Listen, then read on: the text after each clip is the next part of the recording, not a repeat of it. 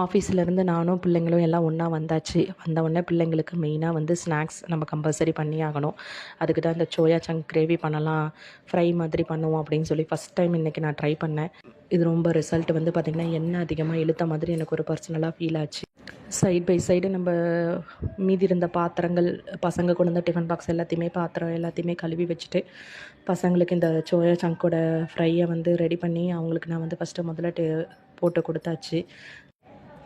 எனக்கும் கொஞ்சம் வந்து பார்த்திங்க அப்படின்னா எடுத்துக்கிட்டு என்னோடய ஈவினிங் டைம் டீ ஒரு டம்ளர் நான் எடுத்துகிட்டு என்ன பண்ணேன் அப்படின்னா என்னோடய ஈவினிங் ஸ்நாக்ஸை முடிச்சாச்சு. இஷான் வரையும் நல்லா சாப்பிட்டாங்க. நெக்ஸ்ட்டு வந்து பார்த்திங்க அப்படின்னா வீடெல்லாம் கொஞ்சம் கூட்டி வெள்ளிட்டு பசங்களாம் படிக்கிறதுக்கு உட்கார்ந்தாச்சு. அவன் என்னென்னலாம் பேசுகிறான் பாருங்கள்.